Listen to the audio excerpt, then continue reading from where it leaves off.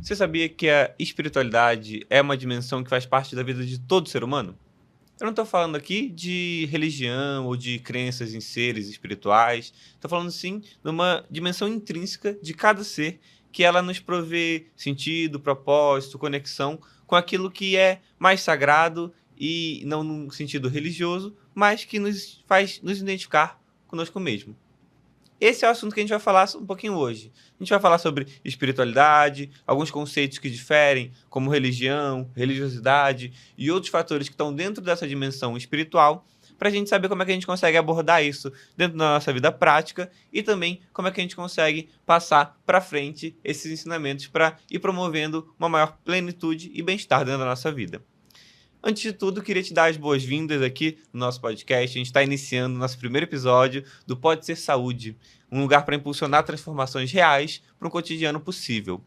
Hoje a gente está aqui apresentando esse projeto para vocês. A ideia do nosso projeto é trazer diversos temas sobre saúde, com pessoas que estão vivenciando essas temáticas, para a gente conseguir, a partir desses exemplos, transformar também a nossa vida e nosso cotidiano para gerenciar nossa vida e conseguir ter um bem-estar mais completo no nosso dia a dia. Eu me chamo Vitor Zanella, estou aqui com meu parceiro e amigo, grande amigo, Júlio Tolentino, e nós vamos ser anfitriões nessa jornada aí durante o Pode Ser Saúde. E aí, Vitor, tudo bem? Bom, dá boas-vindas a todos e todas. É um prazer grande. A ideia é exatamente essa, não só desse episódio, como de toda a jornada do Pode Ser Saúde, que possa trazer dicas, estratégias, técnicas muito práticas para o dia a dia de todos nós. Mas vamos lá. Então, hoje, o episódio de hoje, exatamente, que nós iremos falar, seria espiritualidade. Mas antes da gente começar, eu queria que você contasse um pouquinho da tua história, Vitor, como você chegou à espiritualidade e o que ela representa para você, em breves palavras, para que a gente possa iniciar o nosso episódio. Claro, é importante a gente primeiro ter uma intimidade para a gente seguir nosso caminho, né? Então, eu sou médico, sou formado pela Unirio. Antes de entrar para a medicina, eu gostava muito da psicologia, sempre quis cursar psicologia, mas em algum momento eu entendi que era pela medicina o meu caminho, mas sempre com esse foco na saúde mental, no cuidado, percebendo como isso era importante para os nossos tempos, né? E assim que eu entendi que era para o que eu queria fazer a medicina, eu entrei em contato também já com alguns estudos que falavam sobre espiritualidade. Estudos do NUPS, que é o Núcleo de Estudos lá de Juiz de Fora. Inclusive tem no YouTube TV NUPS, tem vários vídeos sobre espiritualidade, que é a nossa temática de hoje, né? E eu já fui percebendo que então eu teria dentro da medicina um campo bem fértil para estudar essas coisas e fazer pesquisas. E o principal, na verdade, é aplicar na prática, né? Tanto pessoal, mas também com os pacientes que a gente tem contato. Então, assim que eu entrei na faculdade, eu fui estudar psiquiatria também, que era uma grande paixão minha na época. Entrei dentro da Liga, que são os grupos de estudos, né?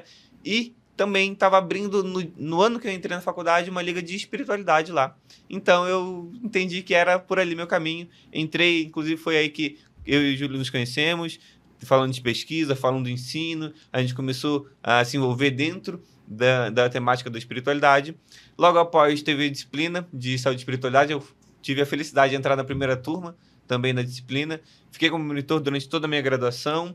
Me formei agora no início do ano passado, na verdade, início de 2024, né? Então, eu estou com um ano de formado aí. E assim que eu me formei, fui convidado, fiquei muito feliz, inclusive, ser convidado pelos professores, pelo Júlio e outros professores também, amigos que estão na frente da disciplina, para ser professor convidado da disciplina e poder continuar aí nosso legado um pouquinho, construindo cada dia um pouco a mais com os alunos sobre o que é a espiritualidade, para a gente aprender a aplicar na prática clínica, mas também sempre voltando para nós, entendendo como a gente consegue também aplicar esses conhecimentos no nosso dia a dia, e é um pouco o nosso objetivo aqui hoje, né? Trazer os conceitos, trazer os estudos, para a gente saber como é que isso influencia e impacta na nossa vida. E aí eu vou também pedir para vocês apresentar nesse tempo breve que temos, mas com um pouco de profundidade para a gente entender o porquê que estamos aqui hoje falando sobre isso. Perfeito. Bom, ele vem da década de 90, né, quando eu fiz medicina, e que eu achava um absurdo total todo preconceito, julgamento que envolvia saúde mental. Quer dizer, eu percebia claramente que as pessoas adoeciam, os alunos adoeciam, e só que ninguém falava. Então era um sofrimento oculto, na realidade ninguém falava para não ser julgado, e Assim, e naturalmente não tinha diagnóstico, não tinha tratamento e as pessoas realmente não conseguiam avançar numa melhora individual e nem coletiva. Enfim, com isso me fez, depois da medicina, quando eu me formei, fiz cardiologia, clínica, outras coisas, mas a estudar exatamente a relação entre saúde mental, ou seja, comportamento, e muito especialmente depressão e ansiedade, e cardiologia e qualquer questão física, da dimensão física. Eu fiz mestrado, segui depois para o doutorado, avançando mais em neurociência, um doutorado, entendendo um pouco melhor mente e corpo, também com foco grande em comportamento, mas eu não estava satisfeito, por quê? Eu entendi que era importante isso, que tinha muito impacto no coração, impacto na saúde que envolvia a cognição, em todo o corpo físico, mas, assim, esse era o problema. Em 2017, estudando os alunos, num estudo grande que nós fizemos lá, nós detectamos um grande problema de burnout, depressão, ansiedade, enfim, e com impacto, inclusive, na cognição e também outros dados que nós avaliávamos na época do coração. Perfeito, tudo isso problema, e aí eu comecei a buscar algo que fosse protetor, que pudesse não só prevenir, ajudar a lidar com, ajudar a superar, ter a possibilidade de ter uma resposta melhor se tivesse algum tratamento para depressão e ansiedade, e não só isso, se a pessoa tivesse bem, a promover a saúde mental e física também. Aí foi quando eu encontrei a espiritualidade, com essa possibilidade, me liguei à Liga, né, que estava começando, essa que você falou, a LASE, comecei a me envolver não só na criação, como na coordenação da disciplina de saúde e espiritualidade da Unirio, me vinculei ao DENCA, do Departamento de Medicina de Espiritualidade de Cardiologia, da Socerge, e aí realmente eu comecei a avançar muito em estudo, pesquisa, realmente avançando cada vez mais num estudo mais aprofundado da espiritualidade, não só em estudo científico, na ciência, mas como usar todo esse conhecimento para a nossa prática, que é, inclusive, o nosso grande foco hoje. Então vamos lá, primeiro tentar entender o que é isso de espiritualidade, né? Porque essa palavra tem muitos significados aí fora, só que a gente precisa direcionar um pouquinho o nosso discurso para entender quais são as bases que a gente se direciona para conseguir compreender a aplicabilidade disso lá na frente. E a gente usa algumas referências, dos principais referências que a gente tem são os médicos Harold Corrigan e a doutora Christiane Puchalski, que são referências americanas, que difundiram extremamente o conhecimento da espiritualidade, as pesquisas foram bem a fundo e trouxeram para a gente a relevância disso. E a gente consegue compreender espiritualidade como uma das 4 dimensões intrínsecas do ser humano. Dentro da medicina, a gente geralmente estuda só a física, né? Que é aquela biológica, que está relacionada com o nosso corpo em si. Mas a gente tem também a social, a mental, que hoje em dia já está muito mais falada também por conta dos transtornos mentais, já está muito em voga. E a gente tem a 4ª dimensão, que não é uma ordem necessariamente, mas foi apresentada aqui como a 4ª, que é a dimensão espiritual. E aqui na dimensão espiritual a gente entende que não é uma dimensão de só de quem acredita em Deus, só de quem tem uma religião, mas é uma dimensão intrínseca do sujeito que promove o sentido, um propósito e conexão com ele mesmo, com o próximo, com a natureza e com seres transcendentes dentro da crença de cada um. Mesmo que não sejam seres, mas com o universo, com a natureza, com a própria morte. É aquela dimensão que nos guia a respeito das perguntas mais profundas do ser humano. Quem sou, para onde vou, de onde veio. Aquelas coisas que a filosofia sempre tentou responder estão do âmbito da dimensão espiritual do ser humano. E a gente consegue inicialmente entender o que é espiritualidade e por isso entender também que um ateu também tem espiritualidade, ele pode não acreditar em Deus, mas ele tem algo que dá sentido para ele. Pode ser a família, pode ser o trabalho, pode ser colegas, pode ser a natureza, uma leitura filosófica, as artes ou até mesmo voluntariado. Todas essas coisas que nos fazem, que nos dão sentido, aquilo que é o propósito da nossa vida, que não precisa estar tão bem delineado assim, mas que a gente nos guia por conta daquele caminho, aquilo nos dá força. Eu gosto de falar sempre que é aquilo que nos faz brilhar os olhos, né? Aquele momento que você está conversando com a pessoa e que você percebe que ela acendeu por dentro, que ela está feliz, está plena, falando sobre aquilo, geralmente é quando a gente entra no âmbito da espiritualidade, da dimensão daquele indivíduo. E então o conceito de espiritualidade já está bem aí definido. Dentro desse conceito a gente tem sim as religiões. As religiões elas fazem parte da dimensão espiritual, mas não são a única coisa que que a compõem, e nem mesmo a religião ela é necessária dentro da espiritualidade de cada um. Religião, então, é um grupo de normas, dogmas, fundamentos que são regidos por uma instituição a qual pessoas fazem parte. Então, a religião ela tem as regras dela, ela tem seus livros sagrados, tem seus rituais. As religiões são as instituições que estão por trás dessas crenças formuladas. Porém, nem mesmo por isso, a pessoa que é de tal ou qual religião, ela vai seguir todos aqueles dogmas ou todas aquelas crenças. E aí a gente tem o terceiro conceito, que é a religiosidade, que é como cada indivíduo vivencia as suas crenças dentro daquele aspecto da sua religião. E a gente consegue ver, principalmente no Brasil, onde a gente tem um grande número de religiões diferentes, as pessoas elas vão em vários cultos, tem várias crenças de religiões que se mesclam. A gente percebe que muitas vezes um católico ele pode estar utilizando filosofias do budismo, um espírita ele pode também frequentar uma igreja ou então um templo, qualquer tipo de templo. A gente percebe que a religiosidade do sujeito é como ele vivencia aquelas crenças. Então não é só porque o dogma fala aquilo que ele vai seguir aquilo de forma integral e completa. Ele vai dentro da sua crença, da sua vida, do seu caminho, vai conseguir pegar o que for de melhor para ele e vivenciar a sua religiosidade. E aí sim a gente percebe que a religiosidade ela é uma maneira do sujeito vivenciar dentro da sua dimensão espiritual a sua religião. Aí a gente consegue já ter uma ideia global um pouquinho desse terreno que a gente está adentrando. E aí como é que a gente consegue entender então, Júlio, a partir desse estudo mais amplo do que é a dimensão espiritual, como é que ela impacta e qual a relevância disso para a saúde, para os estudos clínicos e para a gente utilizar no nosso dia a dia também? Perfeito. Então, de uma forma bem resumida, que eu gostei muito, né? Você realmente resumiu, principalmente no conceito da doutora Cristina Puchalski, que foi de um grande consenso em 2014, exatamente esses três aspectos, que é uma dimensão humana de todo mundo, ateu, agnóstico, religioso, não religioso, a outra parte, a outra grande pilar da espiritualidade, que é sentido, propósito, é a transcendência, que é um aspecto transpessoal, que pode ser a paz, por exemplo, e o outro da conexão, que você falou muito bem, conexão consigo próprio, com outras pessoas, com o momento presente, com aquilo que é significativo e sagrado e que se expressa através de crenças, né? São pontos importantes, crenças, práticas e valores. E elas têm todo esse conceito da espiritualidade, que é supra-religiosa, ele impacta muito também a religiosidade em desfecho clínico. O que é desfecho clínico? Ou seja, se você, Vitor, é uma pessoa mais religiosa, com maior religiosidade e com maior espiritualidade, né, tanto faz, maior espiritualidade ou religiosidade, ou ambas, os estudos demonstram de forma muito consistente que você tem menos chance de ter morte, infarto, angina, insuficiência cardíaca, câncer. Por que isso acontece? Ora, é uma equação relativamente fácil de entender. Se você tem maior religiosidade ou espiritualidade, ou ambos, você tem melhor fator biológico, ou seja, você tem mecanismos biológicos melhores. Quais são esses mecanismos? Você tem uma função cerebral melhor, o coração funciona de uma forma mais equilibrada, mais protetora, menor inflamação dos vasos, maior imunidade, tem maior alteração de uma coisa chamada telômero, ou seja, maior longevidade. Perfeito.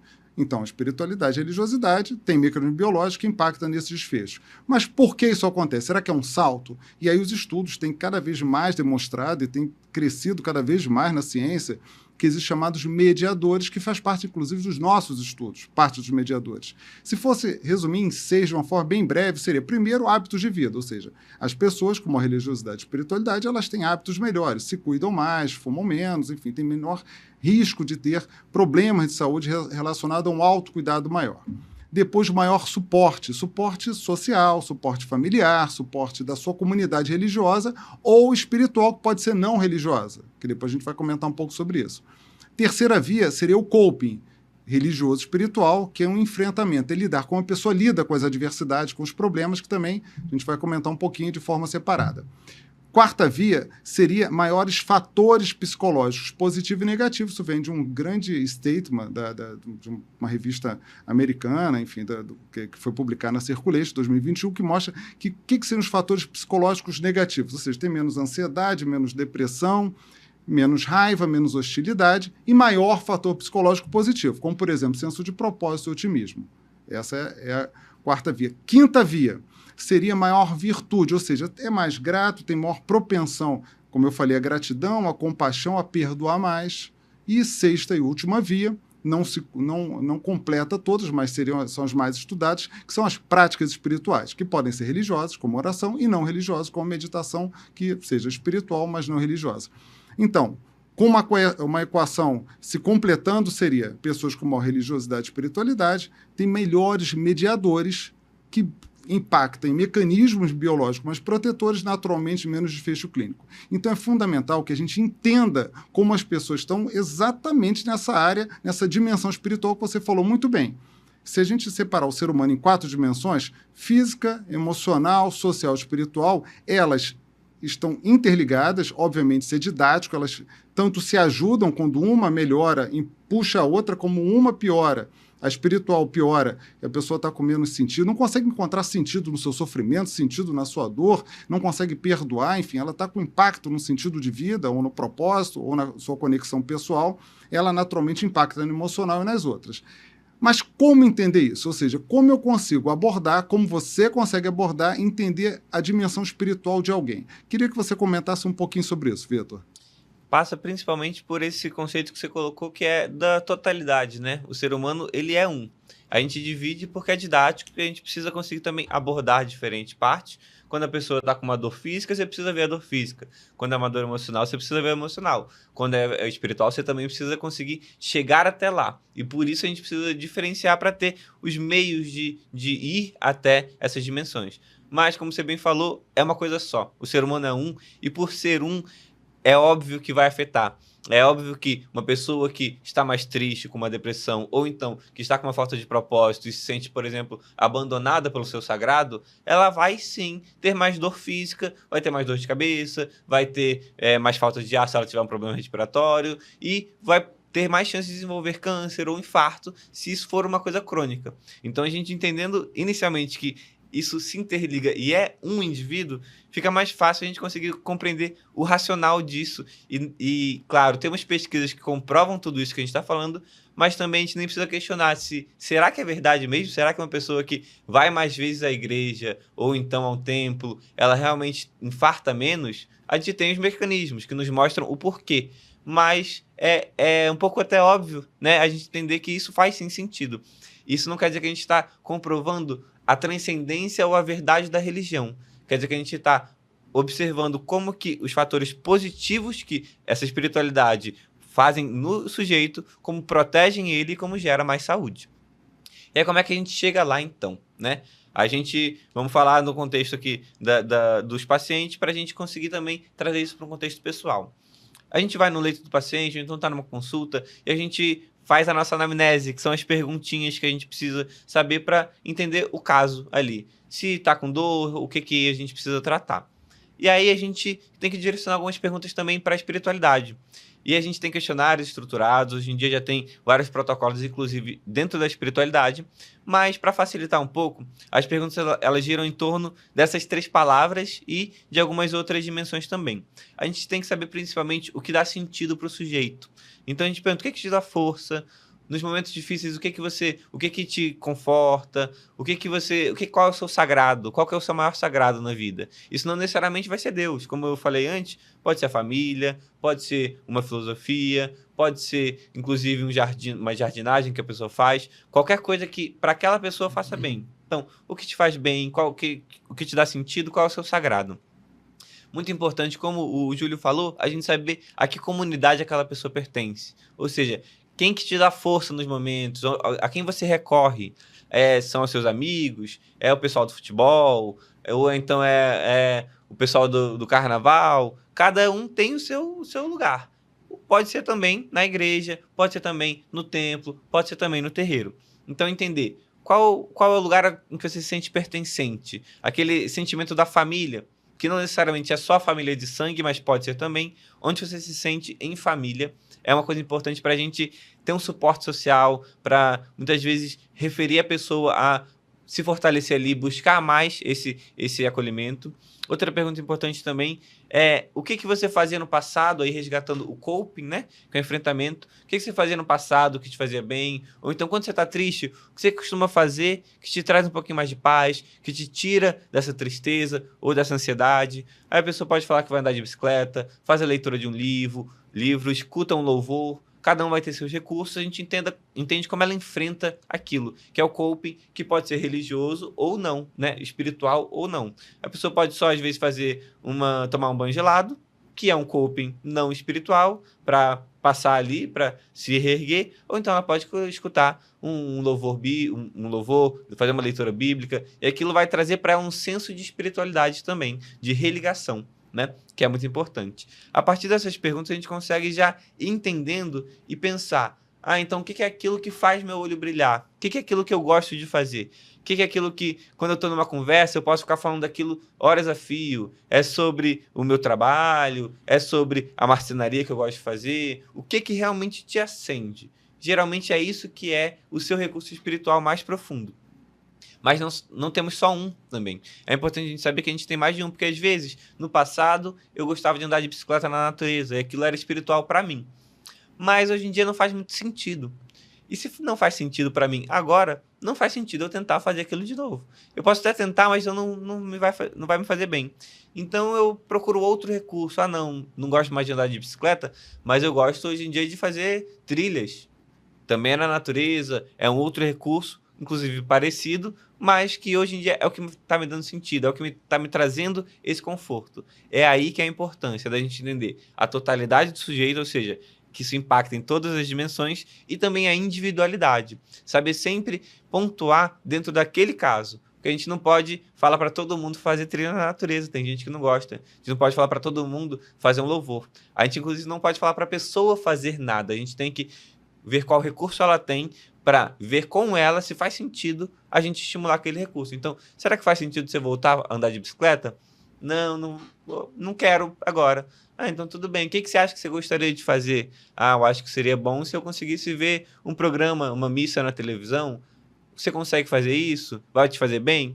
Aí sim a gente estimula a própria espiritualidade da pessoa. E com essas perguntinhas em mente, a gente pensando qual é a nossa fonte de sentido, né? A importância que isso tem para nós, nossa comunidade, e como é que a gente atua para fazer aquilo se reacender em nós, dentro do nosso contexto individual, dentro do seu contexto aí na sua casa, você pode já começar a redirecionar um pouquinho suas ações para conseguir reequilibrar nos momentos difíceis ou então otimizar nos momentos que você já estiver bem também. Exatamente, é bem interessante.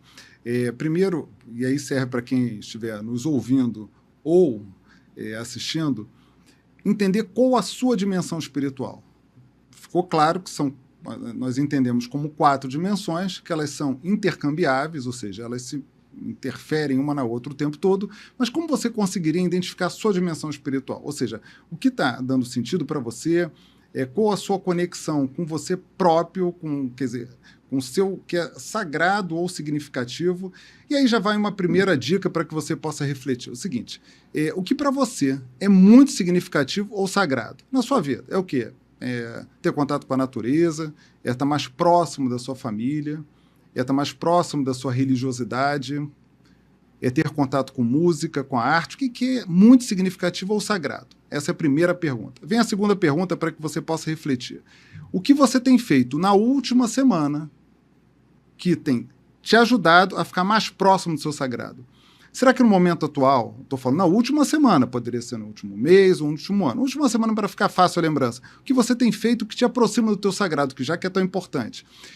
Isso faz, Vitor, com que a gente gere uma reflexão que, apesar de nós termos várias coisas que são significativas, muitas vezes o sagrado ou significativo, e a gente está trazendo isso como algo bastante próximo do outro, esses dois conceitos, é o outro, simplesmente estar com o outro. Por isso é tão importante, por exemplo, quando o cuidar, isso é um valor, o cuidar do outro através não só do voluntariado, mas alguém da tua família, cuidar de si.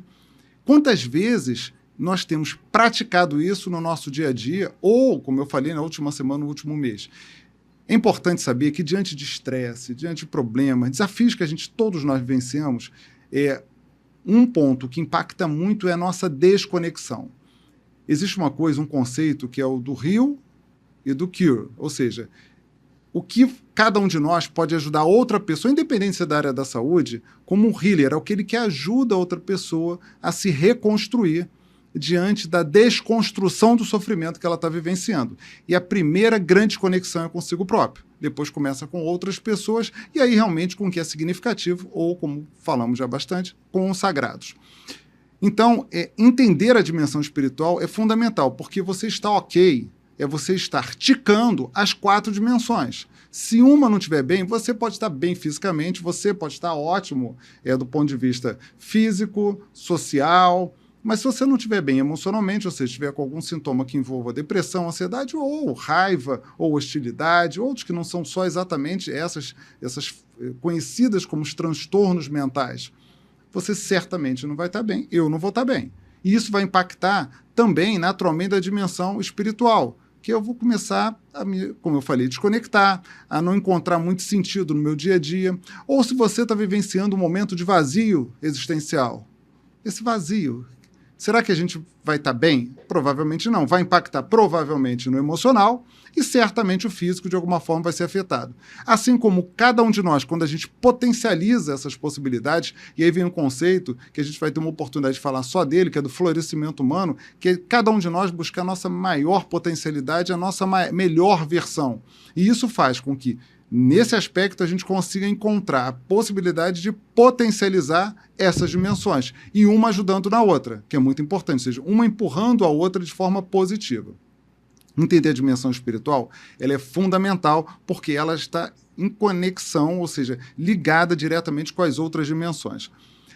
Vitor, se você pudesse fazer, o que você consegue entender dentro desse contexto de uma pessoa, você falou muito do coping, você comentou do coping, só que várias pessoas não conhecem, não sabem o que é coping. Uhum. O que você consideraria como uma estratégia de coping, um mecanismo de coping, tanto positivo quanto negativo, dentro de um conceito de religiosidade e espiritualidade? Perfeito. Então, o coping, como a gente falou, a gente pode traduzir ele para fins didáticos como enfrentamento, né? O coping, ele vem da psicologia, ele não necessariamente é espiritual ou religioso, mas a gente vê que o coping religioso e espiritual ele é muito mais potente que o coping sem esse aspecto da espiritualidade, e ele é a forma com que a gente enfrenta as dificuldades, os estresses que nos são colocados com estratégias cognitivo-comportamentais, ou seja, como que a gente entende, como que a gente pratica aquilo a partir de um estresse que vem nos enfrentar, né, também. E aí, por exemplo, uma pessoa que, vamos falar que perdeu alguém da família, ou então que perdeu o emprego, vamos falar numa situação de luto. A pessoa, ela pode olhar para aquela perda e pensar assim, ela, no caso, tendo uma religião ou acreditando em Deus, pode pensar, poxa, por que Deus levou essa pessoa de mim? E ter uma espécie de raiva com Deus, né? E aquilo começar a consumir ela começar a se sentir mal com o seu sagrado, que é Deus, por conta de uma perda que ela teve. Que é natural, faz parte também esse sentimento. Nenhum tipo de coping, ele é errado, mas ele pode atuar adaptativamente, que seria o coping positivo, ou desadaptativamente, que é quando é o negativo. No caso de você ter raiva de Deus, nesse aspecto que a gente falou, nesse exemplo, seria um coping negativo, porque esse sentimento de desavença com um sagrado da pessoa vai gerar nela consequências para a dimensão espiritual negativas. Ela vai se afastar, como você falou, se desconectar daquilo que é sagrado para ela. Isso vai aumentar a tristeza do luto e pode fazer também consequências na questão física e social. A pessoa pode, dentro do mesmo cenário, olhar para aquilo e, claro, ela não vai ter um sentimento de felicidade, ou seja, o emocional dela está ruim, mas ela pode pedir suporte para Deus. Poxa, me ajuda nesse momento difícil, já que eu estou passando por isso, como é que eu posso ter forças? Então ela ir no centro dela, religioso, para pedir ajuda para os seus iguais, para aquela comunidade que te dá um consolo. Isso é um coping positivo nesse caso, que é quando a espiritualidade vai ser adaptativa para aquele sofrimento que ela está passando. Então não tira o sofrimento, ele continua. Mas a gente só consegue dar um outro sentido para ele. E tirando da questão necessariamente de Deus, mas falando de uma questão da espiritualidade, a pessoa pode também passar por um dia difícil. Cheguei em casa, estou estressado, estou num dia muito difícil.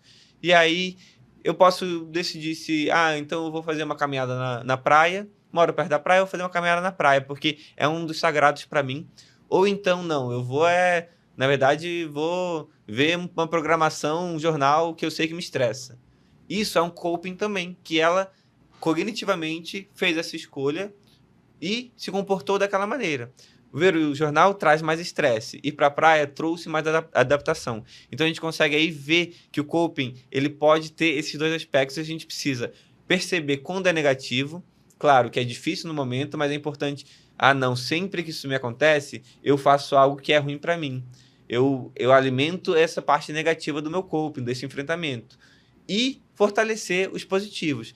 Se eu sei que é bom ir para a praia, eu vou tentar ir mais. Se eu sei que é bom fazer uma leitura, eu vou tentar ler mais. Porque a gente, ao fortalecer o positivo, a gente vai deixando de realizar o negativo e o estresse continua, mas o enfrentamento que a gente tem com ele é diferente. E quando está alinhado a questões espirituais, a essa coisa do sentido do propósito, tem muito mais efetividade na saúde, na nossa melhora do bem-estar. E aí, seguindo um pouquinho o nosso caminho, a gente pode também ir falando sobre outras coisas que fazem bem para a nossa dimensão espiritual, outros aspectos, como é que a gente consegue, então, visualizar outras práticas que nos trazem também esse bem-estar espiritual. Se você puder começar com alguns exemplos para a gente. Perfeito. Bom, então são algumas intervenções que a gente pode fazer. Primeira intervenção, que eu acredito não só em espiritualidade, mas em tudo, é a escuta. Ouvir, eu posso ouvir qualquer som, mas escutar quando eu direciono a minha atenção para você. Você é tão importante que eu direciono a minha atenção para você. E a escuta poderia ser separada de forma didática em 3 formas. Primeiro, a escutativa, que é aquela em que eu estou totalmente presente, sem julgamento, sem distração, focado em você. Você é tão importante que eu estou focado, estou dando demonstração que eu estou entendendo o que você está falando, um feedback, entendi, compreendo, parafraseando, falando o que você está dizendo, resumindo o que você está dizendo, ou seja, você fala, eu resumo e clarifico, pergunto mais, não só para que eu possa me organizar, como você também. Isso facilita muito uma comunicação em que faz com que a outra pessoa se sinta atendida naquele momento. A empática é tudo isso, só que mais. Eu consigo perceber as emoções, os sentimentos de uma outra pessoa. Isso serve para todos nós.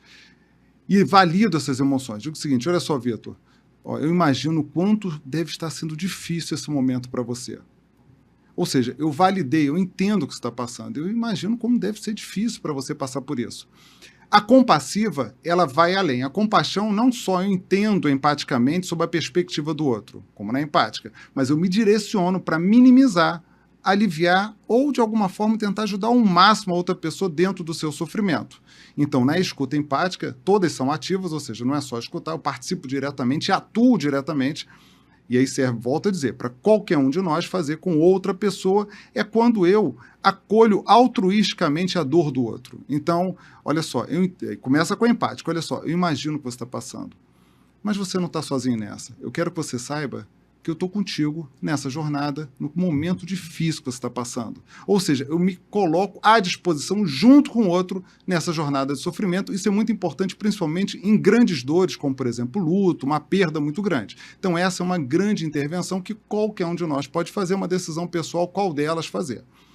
Uma outra intervenção, que aí já entrando diretamente na espiritualidade, que vem da psicologia positiva, é a gratidão. E existem algumas formas protocolares, que é, por exemplo, a gente orientar uma pessoa a anotar no final do dia 3 a 5 coisas que ela se sentiu grata, e isso faz. Existem intervenções em 2 semanas, em mais, e aí é uma decisão de quem quiser, como cada um pode fazer. Então você pode pegar no final do dia, anotar, prestar atenção do que pode ser útil, do que você acha que pode ser incluído como grato no final do dia. Isso faz com que nós direcionemos a nossa atenção no dia a dia em algo que foi positivo, porque nós temos o chamado viés da negatividade, em que nós focamos e ampliamos o que é negativo, faz parte da nossa evolução e nós fazemos isso. Então, anotar coisas sim, nada muito épico, porque a gente não vive coisas fantásticas no dia a dia. Mas foi o contato com outra pessoa, encontrar alguém, olhar o céu, ver o pôr do sol, escutar uma música, algo que sentiu grato pelo dia, anotar 3 a 5. Isso vai gerando impacto muito significativo em áreas cerebrais que são bastante nobres. Dentro da gratidão existe a expressão do dia a dia da gratidão, existem outras formas, como meditação da gratidão, que faz parte de um dos estudos que nós estamos envolvidos, quer dizer, não só a meditação, mas incluir a gratidão. Uma outra intervenção, como sugestão prática, seria do saborear. É um construto em neurociência em que você prolonga e intensifica algo que é prazeroso para você. Que dentro da espiritualidade, por exemplo, você falar, e aí serve para você olhando o pôr do sol, escutando uma música, fazendo uma oração, para quem é religioso, em que você vivencia aquele momento, você cria, ou você aproveita o momento que é prazeroso para você, e você usa os sentidos durante aquele momento, ou seja, você está intensificando, você prolonga aquilo ali, ou seja, você vivencia de forma mais prolongada e mais, gera depois uma reflexão positiva, que pode ser de gratidão, inclusive. Poxa, foi tão bom. E isso faz com que atue também em neurohormônio, em áreas cerebrais, que são também bastante interessantes, que geram maior bem-estar, maior conexão, maior vivência de um sentimento positivo, de uma emoção que é realmente muito importante para a nossa saúde física e mental. Já estou dando 3. Dá mais uma para depois você, que é uma que eu uso muito no meu dia a dia. Tem várias intervenções, a gente vai depois falar sobre várias outras intervenções que não são diretamente da espiritualidade em outros episódios, mas vou dar mais uma dica aí para ficar, que é da chamada visualização, tá? Em que eu faço primeiro uma técnica respiratória, orienta, aí serve para você. Você pode fazer algumas técnicas respiratórias, que é, por exemplo, respiração profunda devagar, contando até 5 ou 6 e soltando bem devagar. Isso é uma. Fazendo a 4, 2, 6, que é inspirar contando até 4, parar 2, soltar por 6 segundos, é outra. Uma outra é respiração diafragmática, você inspira, o teu abdômen vai junto. Uma forma de relaxamento, não é nada a ver diretamente nesse ponto com espiritualidade, mas aí vem o ponto em que você usa a espiritualidade dentro de um contexto, que é um contexto, como usou no saborear a espiritualidade, agora dentro da visualização, em que você pode visualizar tanto escutando uma música, quando sendo orientado direcionado por um áudio, num ambiente seguro que pode ser a natureza, que estudos com natureza têm vários benefícios, tanto para a saúde física e mental, e remete muito a sentido, significado que envolve a espiritualidade. Você pode se sentir num ambiente seguro, quer dizer, você não precisa necessariamente estar na natureza, como se você criasse dentro de você um ambiente, daquele momento ali, um ambiente seguro, ou pode, por exemplo, imaginar algo religioso, como uma luz descendo sobre você, entrando em você, enfim, criar dentro dessa técnica, dentro de uma estratégia, algo que remeta à espiritualidade ou religiosidade, e é individual. D4 tem mais. Você teria mais alguma, Vitor, para poder sugerir agora? Eu acho que dá pra gente trazer uma pra gente conseguir fechar aqui, uma bem prática também, já que você falou da compaixão um pouquinho, a gente vai trazer um exercício que, se você estiver disposto em casa a fazer, sugiro parar um pouquinho, conseguir um lugar confortável, mesmo que seja no meio do dia a dia, mas para pelo menos processar aqui a guiatura, né, dessa prática, que é você pensar numa pessoa que te ama muito, que você tem uma relação muito boa, de muita sinceridade, que consegue realmente acessar quem que você é lá no fundo. Essa pessoa está na sua frente ali. Você pode fechar os olhos, você pode estar de olho aberto, mas pensa essa pessoa na sua frente e ela consegue ver no fundo da sua alma, ela consegue te enxergar suas dores, suas belezas, suas necessidades, ela vê você por inteiro. Fica um pouquinho ali na presença dessa pessoa. Saboreia esse momento. Tenta sentir essa conexão entre essas duas pessoas onde não há julgamento, há apenas a compaixão. Há apenas a necessidade e a vontade de cuidar do outro. E aí pensa, dentro do que você estiver passando, dentro da sua vida, pensa no que essa pessoa te diria, o que ela te daria de conselho, o que ela te daria de presença, qual a companhia que ela te faria nesse momento dentro das suas necessidades, como ela te acolheria compassivamente nesse momento. E saboreie de novo essa sensação, saboreie essa presença, essa escuta. E valide. É importante saborear e validar aquilo que o outro está te provendo. E agora, no lugar dessa pessoa, você agradece ela, com a gratidão também, e se coloca de frente para si mesmo. Então, você está sentado e tem a pessoa que está à sua frente, ou de pé, ou do lado, enfim. Essa pessoa que está na sua companhia agora é você mesma. E com esse sentimento da compaixão, do entendimento, da sinceridade e do bem-querer, que é essa compaixão mais pura, pense o que você falaria para você mesmo nesse momento de necessidade, de cuidado e de acolhimento. Saboreie, se gratifique e perceba o poder que você e suas palavras têm ao atingir a si próprio. Assim, tentando deixar bem claro e bem fixo na sua memória o quanto que você precisa estar aí, nesse lugar de compaixão, de autocompaixão, que a gente diz, que é quando você consegue prover o cuidado para si mesmo. Porque às vezes a gente não vai ter ninguém por perto e nós vamos sempre ser nossas melhores companhias. Devemos, pelo menos, né? E esse exercício rápido que a gente fez aqui, ele pode ser depois ampliado de forma mais profunda, com outras práticas.